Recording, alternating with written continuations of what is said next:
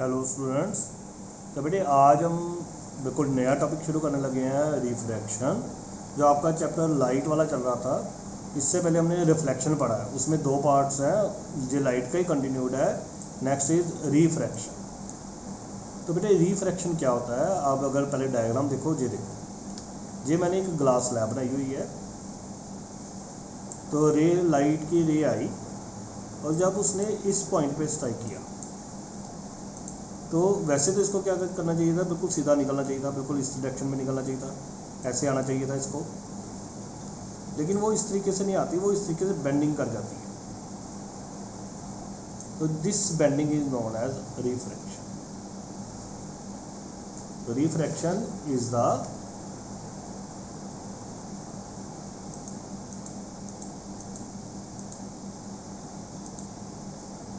अगर आप देखोगे तो the bending of light when a ray of light travels from one transparent medium to another transparent medium is known as refraction of light. तो once again light otherwise अगर ये medium ना होता तो सीधा पास करनी थी, लेकिन लाइट जो है वो बेंडिंग हो गई है, तो that is known as the refraction of the light. ये जो है बेटे, ये जो बाहर है उसको हम बोलते हैं एयर। मैंने लिखा भी होगा, ये देखो लिखा हुआ है एयर। ये जो ABCD बनाया हुआ है, दिस इज ग्लास स्लैब, और इसके बाहर भी फिर क्या है, एयर। तो अब इसी डायग्राम को एक्सप्लेन करने लगे हैं। ये देखो, कहता consider a rectangular slab ABCD, the ray EF is incident at O. ये देखो, इसको हम नाम क्या देंगे, इंसिडेंट रे।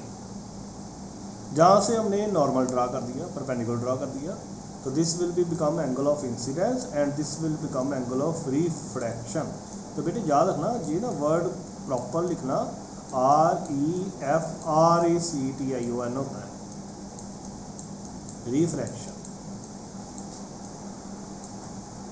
तो I1 is angle of incidence and R1 is angle of refraction. और ये जो रे बनी, जो आपको O से O' तक रे दिख रही है, this is known as the refracted ray. तो क्या है, EF is the incident ray, NN is the normal and OO' is the refracted ray. कहता consider a rectangular slab ABCD, the ray EF is incident at O on a transparent medium at O, draw perpendicular at O, perpendicular NN at O, the ray move from। और बेटे ये जो है, this medium is known as the, जो air वाला medium है वो उसको बोलते हैं हम रेयरर मीडियम, और इसको बोलते हैं डेंसर मीडियम, DENSER। तो पहली जो रे है वो रेयरर से किस साइड मूव कर रही है, डेंसर मीडियम। यही लिखा होगा, the ray move from rarer to denser medium.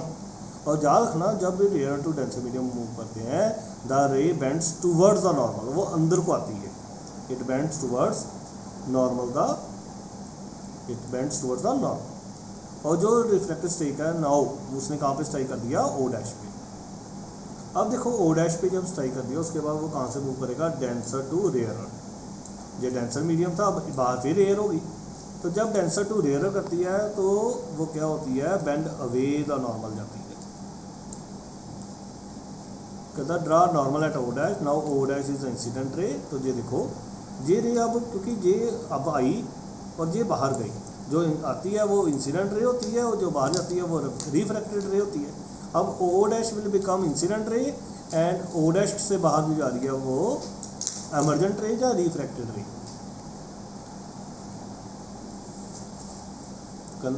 तो as the ray move from denser to rarer, therefore the ray bends away the normal. और जो एक्सटेंट है वो कितना बेंड करेगा कितना नहीं, वो इस तरीके से होगा कि जितना ये आएगा, जितनी इनसाइड एक्सटेंशन आई है उतनी ही बाहर को लीव ही करेगा। कहता द रे bend, the extent of bending of the रे of light at the opposite parallel faces is equal and opposite. और ये जो रे है, ये जो रे आ रही थी, ये वाली जो रे आ रही थी आपको दिख रही है, और ये वाली जो रे है वो आपस में एंड में पैरेलल बननी है बेटे। इनको दोनों को आपस में पैरेलल बनाना, इस रे को और इस रे को आपस में क्या बनाना, पैरेलल बनाना। ये वाली रे एंड दिस वाली ray, both are parallel to each other. और उसका रीज़न क्या है कि जो एक्सटेंट ऑफ बेंडिंग थी वो दोनों साइड, दोनों फेसेस पे क्या थी, सेम थी। तो ये आपको क्वेश्चन पूछ सकता है कि पैरेलल क्यों होती है, तो आपका ये जवाब आएगा because the extent of bending remains same. So this was about refraction of light. Okay.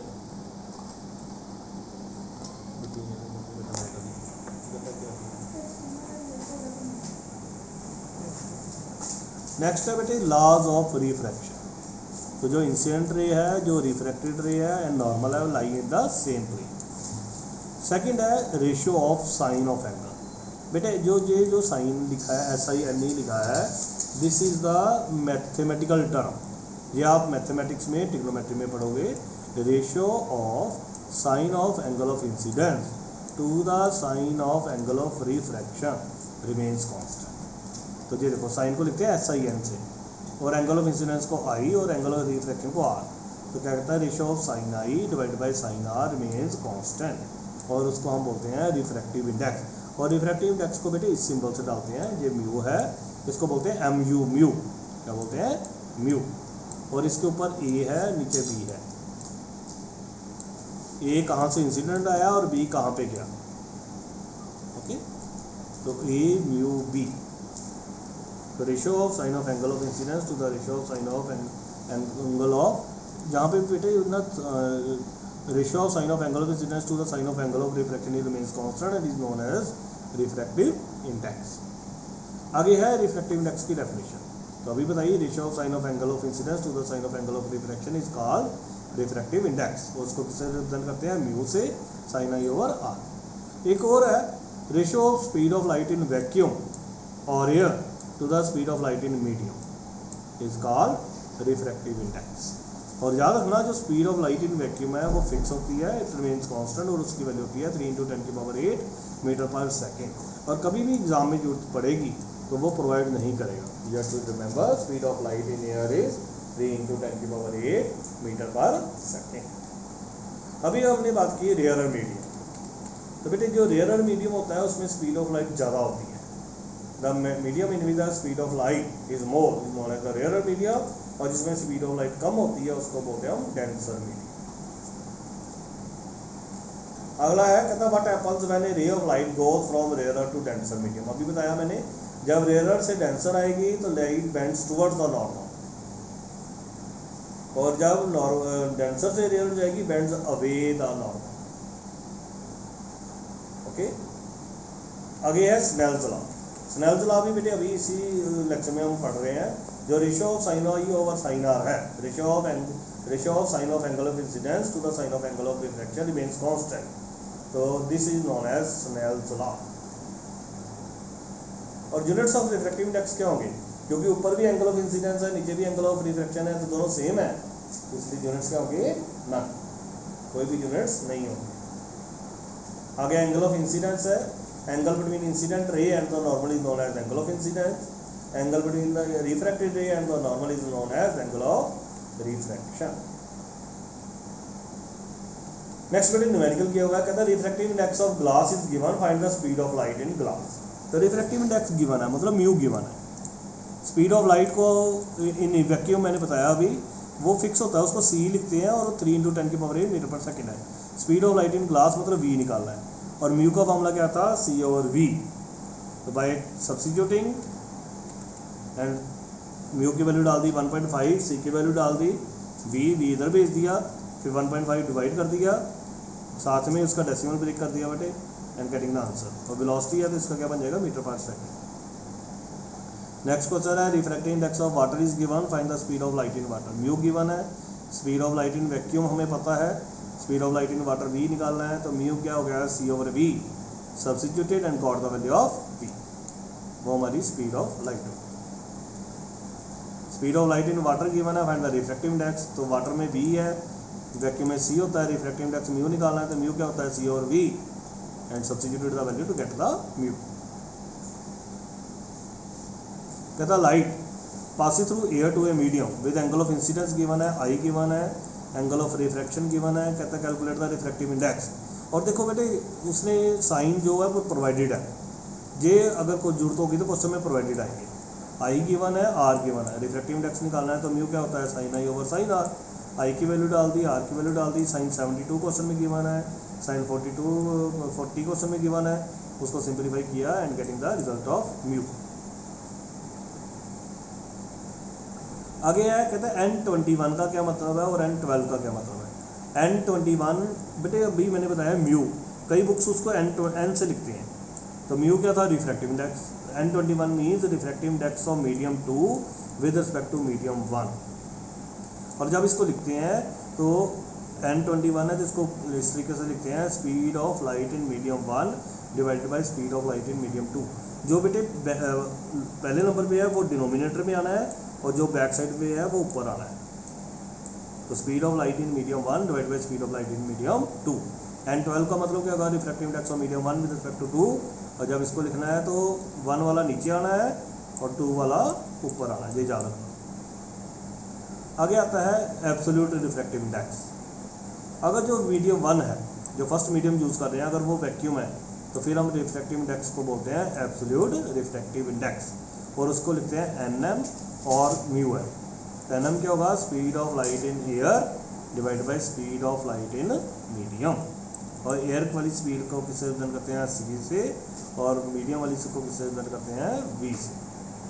NW equal 1.33 का मतलब क्या हो जाएगा, अब NW है ना तो क्या बनेगा, speed of light in air divide by speed of light in water is 1.33। Speed of light in air divide by speed of light in water is 1.33। Thus NW equal 1.33 means ratio of speed of light in air to the speed of light in water is equal to 1.33। तो speed of light in water क्या हो जाएगा, अगर हम cross multiply करते हैं तो जिस speed of light in water इधर चल जाएगा और 1.33 नीचे आ जाएगा। तो speed of light in water क्या बन गया, 1/1.33 times speed of light in air. Thus we can say speed of light in water is 1/1.33 times the speed of light in air। अगला क्वेश्चन है, कहता है a ray of light traveling in air enters obliquely into water, does the light ray bends towards the normal or away from the normal।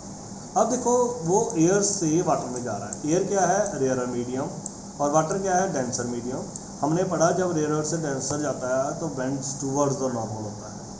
तो कहता है ray is travelling from rare medium to denser medium. बेटे optically मतलब with respect to light, optically मतलब with respect to light, ray bends towards the normal. तो ये बेटे बनाया हुआ है, ये एयर है, ये वाटर है, रेयर से डेंसर जाएगा, it will bend towards the normal. Okay, तो उसका रीज़न क्या है, तो अभी बताया रिफ्रैक्टिव इंडेक्स क्या होता है, sine I over sine R. तो म्यू डब्ल्यू जो है वो हमेशा 1 से ज़्यादा होगा क्योंकि वाटर है, वाटर के जो रिफ्रैक्टिव इंडेक्स है वो 1 से ज़्यादा होता है। तो sine I over sine R will be more than 1। तो जो साइन आर इधर चला गया तो sine I greater than sine R, sine से साइन कट के आई ग्रेटर देन आर, मतलब R is less than I. तो मतलब angle of refraction will be less than angle of incidence. इसका मतलब क्या हो गया, bend will it ray will bend towards the normal। Okay, next है, कहता light enters from air to glass having refractive index 1.50, mu given है।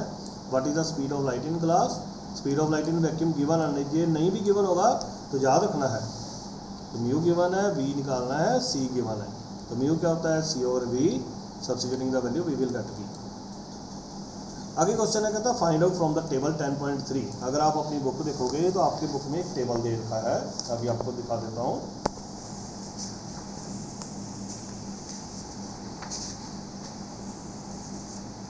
जी, ये table बेटे आपकी बुक में है, आपके पास बुक्स होंगी। तो टेबल 10.3 है, कहता the medium having highest optical density. इसमें सबसे ज़्यादा वैल्यू देखो किसकी है, ये 1.33 सबसे वैल्यू ज़्यादा किसकी है, 2.42 किसकी है, डायमंड की। ओके, तो क्या आंसर आ गया इसका। अब देखो,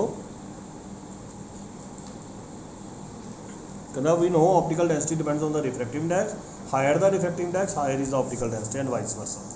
तो डायमंड की जो है वो मैक्सिमम है और इसमें मिनिमम जो है वो एयर की है। अगर इस टेबल से आप दोबारा से देखोगे तो मिनिमम एयर की है और मैक्सिमम जो है वो डायमंड की है। ओके, तो वैसे ही याद रखना, diamond has the maximum optical density and air has the least optical density.